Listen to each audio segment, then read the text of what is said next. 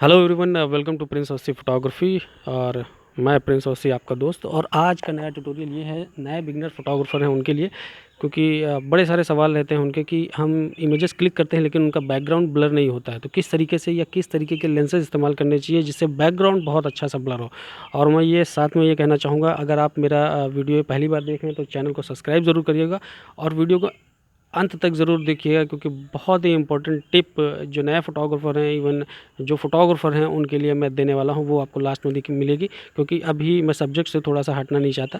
तो चैनल को सब्सक्राइब करिए और वीडियो को पूरा ज़रूर देखिएगा। तो मैं बात कर रहा था कि जो नए फोटोग्राफर हैं उन्हें थोड़ी सी प्रॉब्लम आती है कि बैकग्राउंड को ब्लर किस तरीके से किया जाए। तो ये कोई बहुत बड़ा रॉकेट साइंस इसके पीछे नहीं है कि किस तरीके से सब्जेक्ट्स जो बैकग्राउंड होता है, मेन सब्जेक्ट या ऑब्जेक्ट आपका फ्रेम में लेके बैकग्राउंड को ब्लर कर देना, ये दो तरीके की तकनीकी पर डिपेंड करता है। पहला तो ये इसके दो पिलर्स हैं, ऐसा समझ लीजिए कि बैकग्राउंड ब्लर दो कंडीशंस में होता है। इसके दो पिलर्स हैं। एक तो फोकल लेंथ जो आपकी होती है, जिसे आप फोकस लेंथ भी कहते हैं, फोकल लेंथ कहते हैं। जैसे कि लेंस की फोकल लेंथ होती है 18-55 या 50 mm या 85 mm या 24-120 mm, ये लेंस की फोकल लेंथ है। तो पहला तो फोकल लेंथ, और दूसरा होता है अपर्चर, कि इमेजेस जितनी ज़्यादा आपको डेप्थ में या डेप्थ ऑफ फील्ड आपको बहुत ज़्यादा चाहिए या कम चाहिए या शैलो डेप्थ ऑफ फील्ड चाहिए, तो किस तरीके से क्या सेटिंग्स या क्या चीज़ें अप्लाई करनी चाहिए जो आपको बढ़िया सा ब्लर, सॉफ्ट ब्लर बैकग्राउंड दे। दो बातें मेरी बहुत ध्यान में रखिएगा। सबसे पहले तो कई जो बिगिनर फोटोग्राफर होते हैं या जिनके पास क्रॉप सेंसर कैमराज होते हैं, तो उनके पास अमूमन लेंस जो किट लेंस होता है वो 18-55 होता है। लेकिन 18-55 के साथ एक प्रॉब्लम ये होती है कि वो वेरिएबल अपर्चर का लेंस है। जब भी आप लेंस को जूम करते हैं, साथ में उसका अपर्चर भी इंक्रीज़ कर जाता है। तो ऐसी कंडीशन में आपको अपर्चर जो होता है वो 3.5 टू 5.6 चला जाता है, जिस कंडीशन में आपका जो लेंस होता है, उसका होल जो होता है, लेंस का जो डायमीटर है वो बहुत श्रिंक हो जाता है, खुलता कम है। उस कंडीशन में आपको इमेजेस बहुत ज़्यादा शार्प में मिलती हैं, जिनकी डेप्थ ऑफ फील्ड ज़्यादा बड़ी होती है, मीन्स ब्रॉड होती है, चीज़ें ज़्यादा से ज़्यादा शार्पन आपको दिखाई देती हैं। आपको अब जो बैकग्राउंड है वो कम ब्लर आपको दिखाई देता है।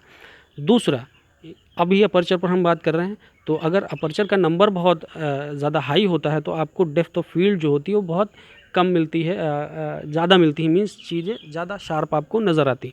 अगर आपको नंबर अपर्चर का स्मॉलर मिलता है, जैसे 1.8 या 2.8, वहाँ पर आपको क्या होता है, डेप्थ ऑफ फील्ड बहुत शैलो मिलती है, पीछे का सब्जेक्ट एकदम आपको ब्लर मिलता है।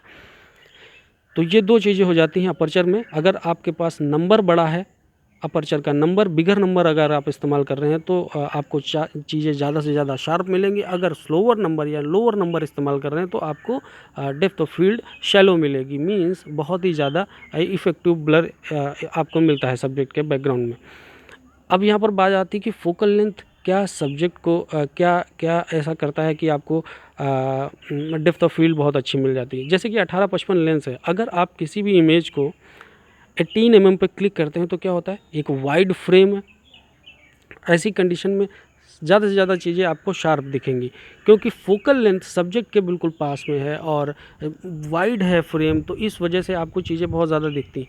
अगर मान लीजिए किसी एक पर्टिकुलर इंसान को खड़ा कर दिया जाए और हम थोड़ा सा पीछे जाएं अपने कैमरे को लेकर के और एक इमेज कंपोज करें 18 mm पे नहीं और 55 mm पर, अगर आप इमेज को क्लिक करते हैं तो क्या होता है कि जब आप एक पर्टिकुलर जगह पे खड़े हैं, मान लीजिए कि ये आप खड़े हैं और कुछ दूरी पर आगे आपका सब्जेक्ट है, और आपने क्या किया, आपने लेंस को जूम किया। जूम कंडीशन में क्या होता है, एक तरीके से आपको अपनी जो सामने की चीज़ें, तस्वीरें हैं, उनको अपनी तरफ खींचना होता है।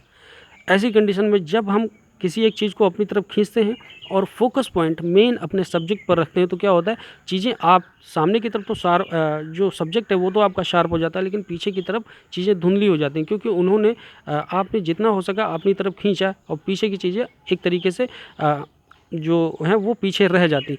एक सिंपल सा प्रोसेस आप अगर करके देखें तो जैसा कि आपकी आँखें हैं वो बिल्कुल लेंस का काम करती हैं। जैसे कि अभी आप सिंपली अगर देखें तो यहाँ पर ये उंगली है, अगर आप इस उंगली को देखेंगे तो आपको क्या होगा, सब्जेक्ट आपका जो है वो अ, पीछे ब्लर हो जाता है। और अगर आप डायरेक्ट उंगली देखेंगे तो क्या होगा, आपकी उंगली तो दिखती रहती है लेकिन सब्जेक्ट जो है, बैकग्राउंड जो है वो पीछे ब्लर हो जाएगा।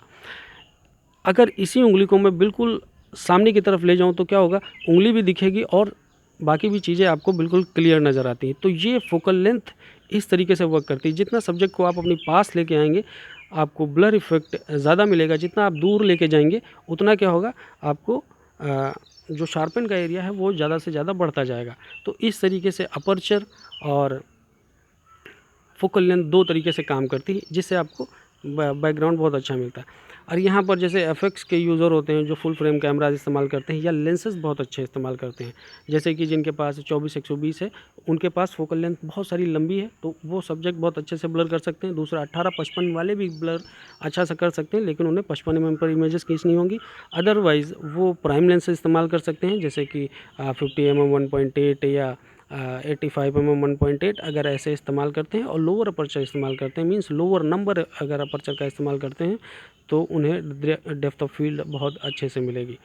इवन अब यहाँ पर मैंने आपको इम्पोर्टेंट टिप की बात करी थी, अगर इस तरीके की शॉट्स आप नहीं क्लिक कर पा रहे हैं तो आप एडिटिंग टेबल पर भी उन्हें क्लिक कर सकते हैं। तो बहुत सारे ऐसे ट्यूटोरियल्स मैंने बनाए हुए हैं, तो जो कि आपको मेरे चैनल पर मिल जाएंगे।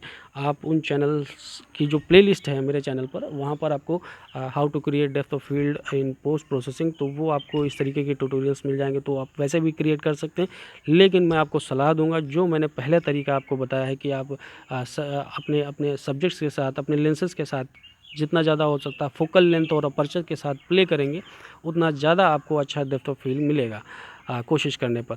तो बिल्कुल करते रहिए। अगर कहीं पे प्रॉब्लम आती है तो मुझे कमेंट बॉक्स में ज़रूर लिखिएगा और मेरे चैनल को सब्सक्राइब ज़रूर करिएगा। मिलते हैं नेक्स्ट वीडियो में, तब तक के लिए आप सभी का बहुत बहुत धन्यवाद। जय हिंद।